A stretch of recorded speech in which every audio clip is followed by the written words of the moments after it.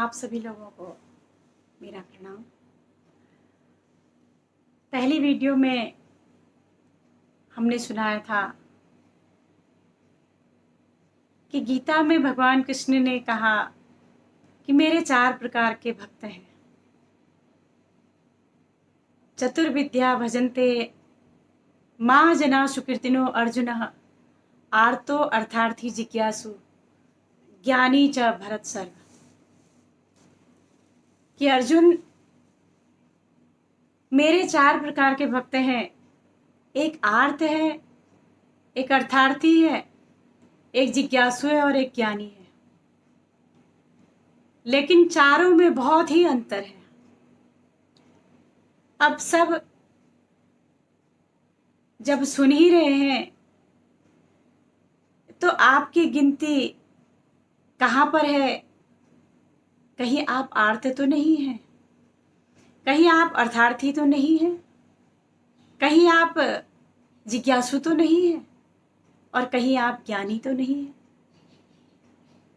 तो ये जो 4 प्रकार के हैं, इन चारों में हमारी किस श्रेणी में गिनती आती है, ये हमें सोचना है, अपने अंदर विचार करना है इस चीज को।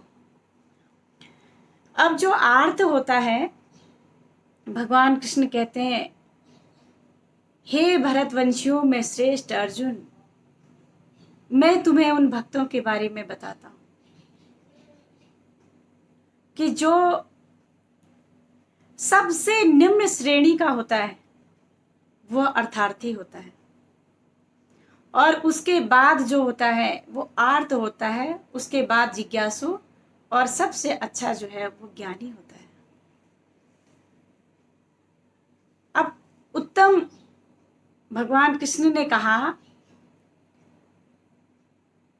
कि जो उत्तम कर्म करने वाले हैं, अब 3 प्रकार के लोग होते हैं दुनिया में, एक उत्तम, मध्यम और कनिष्ठ। जो उत्तम होते हैं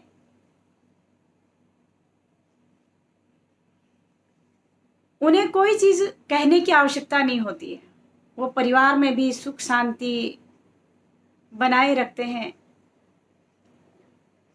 और जो मध्यम होते हैं उनको जितना कहो वो उतना ही करते हैं, लेकिन कर देते हैं। उनको आप कहेंगे कि आपने ये करना है तो वो कर देंगे। लेकिन एक सबसे निम्न होता है कनिष्ठ,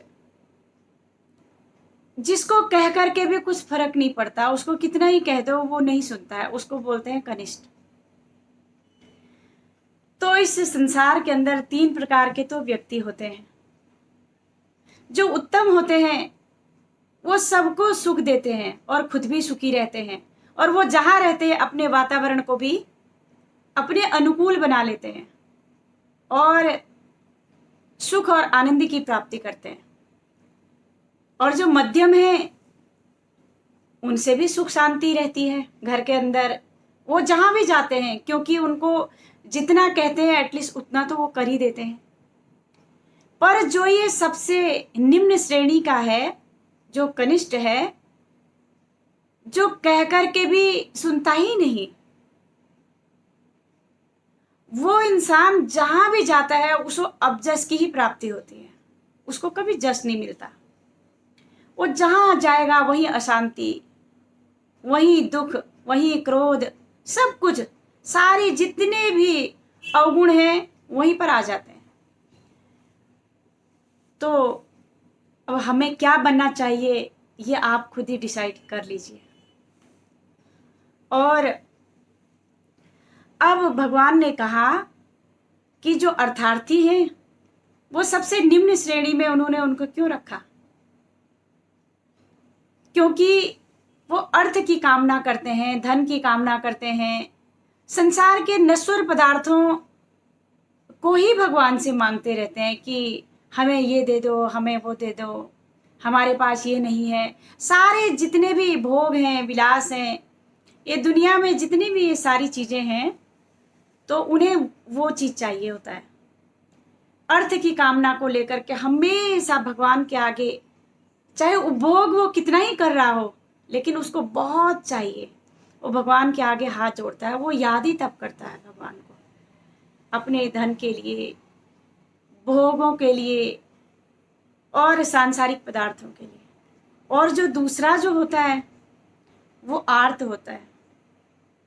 अब वो आर्त जो होता है वो उसको शारीरिक कोई कष्ट आ जाए, परिवार में कहीं कोई दुख आ जाए, कोई घटना घट जाए, ये जिस प्रकार की भी कहीं पर ऐसी स्थिति आ जाती है तो वो तभी उसको भगवान याद आते हैं जब उसके ऊपर कहीं से विपदा पड़ती है। जब वो बीमार हो जाएगा या तो उसको तब याद आएगा, या परिवार में कुछ हो जाएगा या उसको तब याद आएंगे भगवान।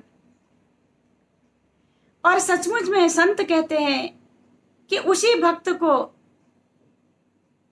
भक्त को अधिकार है प्रार्थना करने का भी, दुख में याद करने का भी अधिकार उसी भक्त को है जो सुख में भगवान को धन्यवाद करता होगा।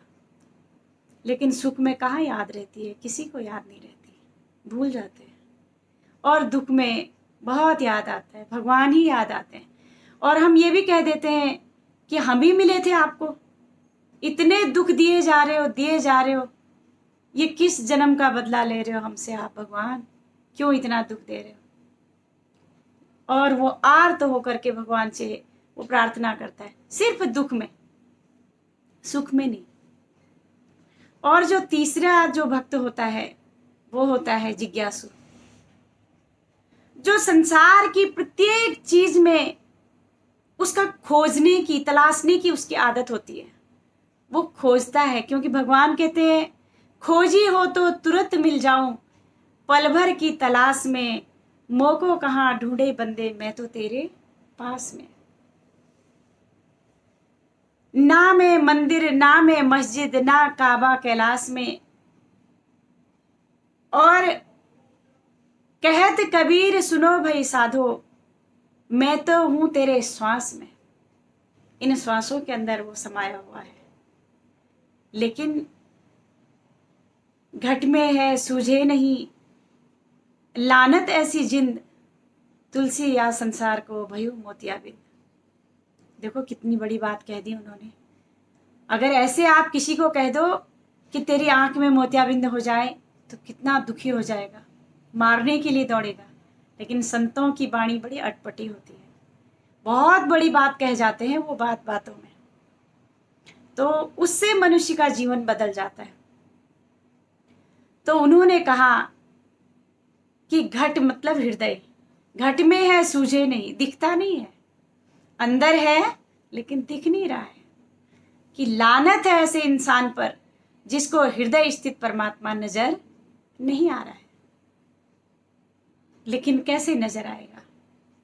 मैंने पिछली वीडियो में भी आप लोगों को बताया था कि भगवान कृष्ण ने कहा था मैं तुझे दिव्य नेत्र देता हूँ, एक अलौकिक नेत्र देता हूँ जिसके द्वारा तू मेरे स्वरूप का दर्शन करेगा। मैं मनुष्य रूप में आता हूँ और मैं सर्वशक्तिमान परमात्मा, जर्रे जर्रे के अंदर, कण कण के अंदर मेरा वास होता है। लेकिन अज्ञानी भक्त मुझे कभी फील नहीं कर सकता है, मुझे समझ नहीं सकता है, पर ज्ञानी व्यक्ति मुझे हर जगह देखता है। तो जो जिज्ञासु, जो खोजी होता है, वो तलाश करता है और हर जगह वो जाता है, खोजता है, एक जगह नहीं बैठता।